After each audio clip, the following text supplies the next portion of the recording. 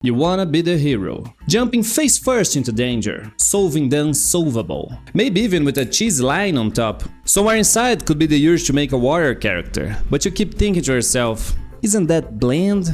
Why should I swing a sword when everybody's casting fireballs? In this video I will show you everything you need to know about the warrior class in Daggerheart, and show you it can be as fun and as deep as you want it to be. I've been GMing for 20 years, have a crush on game design, and been dissecting Daggerheart since launch day, so I may have a thing or two to share with you. You don't need sparkles, spells or divine blessings to matter. You just need guts, a solid weapon, and the courage to step forward when everybody else hesitates. And let me tell you something, a lot of people sleep on this class. They think it's a background role, a filler pick. That couldn't be further from the truth. By the end of this video, you have your head bubbling up with warrior characters ideas.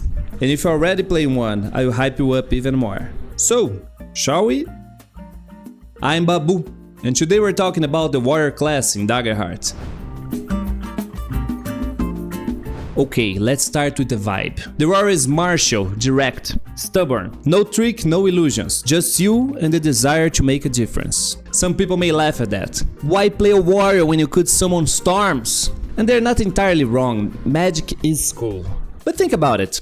In a world where gods bend reality and maids snap their fingers to burn down whole villages, it takes a different kind of person to walk into that fire with just a piece of steel in your hands. That's the warrior vibe. You are the one who stares into impossible odds and say, fine, let's do this. And don't get trapped thinking warriors are one-noted. This class has a wide variety. You could be the front line off tank, or the untouchable archer in the back, or a reckless brawler with a frying pan. Because yeah, the game lets you do that. The noble knight, the gentle bimbo, the quiet veteran, or the absolute disaster who swings stuff until something breaks. The warrior is like a blank canvas, where you can paint your scars, your personality, and whatever you want into it. But every warrior shares one thing. Sooner or later, they step forward and fight for what they believe.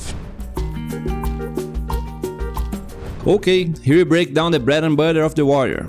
When you choose this class, some numbers always stays the same. Evasion starts at 11. Only the ranger and rogue beats you. That means you're hard to hit. Hit points starts at 6. Core classes range from 5 to 7, so you're okay. Now let's look at some cool stuff. Your hope feature is called No Mercy. You spend 3 hope and you get +1 in your attack rolls until your next rest. I know it doesn't sound like much, but wait a second. That bonus is not just from one roll. It keeps adding to your rolls until your next rest. So if you're sitting in a lot of hope and you know the next fight's gonna be ugly, that's free gas. And then we get some flavor with the class features. Attack of opportunity is pure battlefield respect. If you're into melee range and someone tries to run, you react. You roll and then you choose. Stop them on their tracks, hit them on their way out, or stick with them like glue. Oh, and if you crit, you pick 2 of those. You could take a ride and leave a 5-star rating. In their face! If you're coming from D&D, you know Attack of Opportunity. But this one is different, it's yours. Only warriors get it. That makes you special and dangerous. With combat training, things get spicy. A warrior can use a 2-handed weapon with just one hand, which they chose to word in a very strange way, but okay. That basically means you can have a huge axe in one hand and still hold a shield with the other. Or even another secondary blade for even extra damage. Plus, warriors just deal more damage. That's it. I mean, your whole thing is inflicting pain. And as a side note, no, you cannot have 2 big axes. If you have a cool gem, you could reflavor a secondary sword like another axe, but that's just for show. Okay, as in the core book, the warrior gets 2 subclasses. Call of the Brave or Call of the Slayer. You get a foundation card from one of them at level 1 and you can upgrade it twice if you want to. Call of the Brave is about grit. You don't quit. Call of the Brave is about grit. Call of the Brave is about grit. You don't quit. just can't. It's like you're living in a shonen. The foundation card means you gain a hope every time you fails with fear. That means you're basically a hope machine. Think about it. When you roll in Daggerheart, you have 4 possible outcomes. You can succeed, you can fail, either with fear or hope. So basically what you're saying here is that of 4 outcomes, 3 of them gives you hope now. And the other one, you're still succeeding. That's massive, you basically don't know how to lose. Plus, once per rest you can prepare yourself before a dumb decision. Doing that you get back 2 hope and 2 stress points. At level 5 you can get a specialization. And here we're talking high stakes. If you have 2 HP or less, your hope dice turns into a D20 instead of a D12. That's a big jump for your odds and you have less of a chance of rolling with fear. Yes, you're gambling with your life, but the payout is sweet. At level 8 you can get the mastery upgrade. Now you can get 2 tag team rolls per session instead of just 1. Plus, your allies pay less hope to tag team with you. Tag team rolls are cracked. You and an ally attack together. Both roll, take the higher, both do damage. Sum it up. Why did I do that? I've seen parties wreck bosses with this. It's cool, it's cinematic, it's team play, everybody gets hyped up. I love its mechanic. And at higher level, Brave Warriors would be the center of it. Okay, Call of the Slayer is sharper. It's about efficiency, precision. We're talking lots of damage. At Foundation, when you roll with hope, you can choose to get a Slayer dice instead of a hope. Later, spend those dice in attacks or damage buffs. And at the end of the session, you can convert those you didn't use back to hope. Simple, deadly. The card sounds like a lot, but it's actually pretty simple. It's just a buff bank.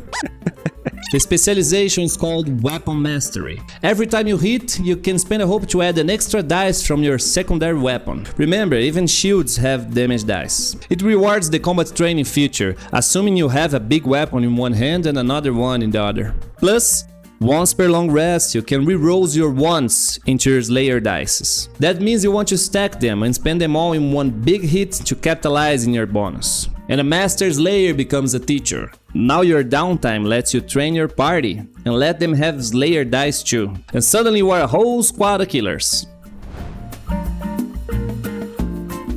Okay, now let's talk about synergies. That's not builds per se. That's just synergies you have with your card options that you may want to look up. The Brave specialization invites you to this low HP build. Come on, we all know it's a lot of fun to always beat the odds every fight. And remember, you're not playing alone. A guardian friend could help you stay at that 2 HP mark and not below it. Together with Rogue, you have one of the biggest evasions of the game, plus the Bone Domain. This allows you to capitalize into the untouchable fantasy. And yes, you can use a long-ranged weapon with a warrior, thus making you extremely annoying. We can't talk about warriors without talking about proficiency. In Daggerheart, proficiency simply means the number of damage dice you roll. And you guessed it, we are rolling them a lot. Talking about ranged, here's a lot of skills that goes pretty well with a far range. Most of them seems to assume you have a melee weapon, but that's not a limitation. Okay, here's one synergy I love.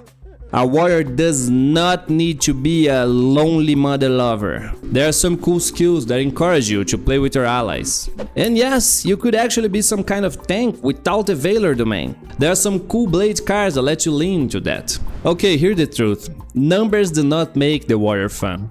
Moments do. You are standing at 1 HP, everyone else is down, but 1 is all you need. That's the vibe, that's the fantasy. The fantasy a whole industry in Japan leans on, to never give up, no matter what. And Daggerheart leans into it. You're not just swinging, you are lifting the whole party, which means you are the player everyone's glad to have around. Not only because you hit hard, but because you make them look better when they're on your side. Wars are practical, fun, and they prove you don't need any spells to look legendary. So, make a mess, take some hits, swing big. And if you have your own warrior character or history to share, let me hear them. I'm still pretty small, so every single comment makes my day. And for now, thank you for your time. It's valuable and I appreciate it. Now go grab your metal and get to work.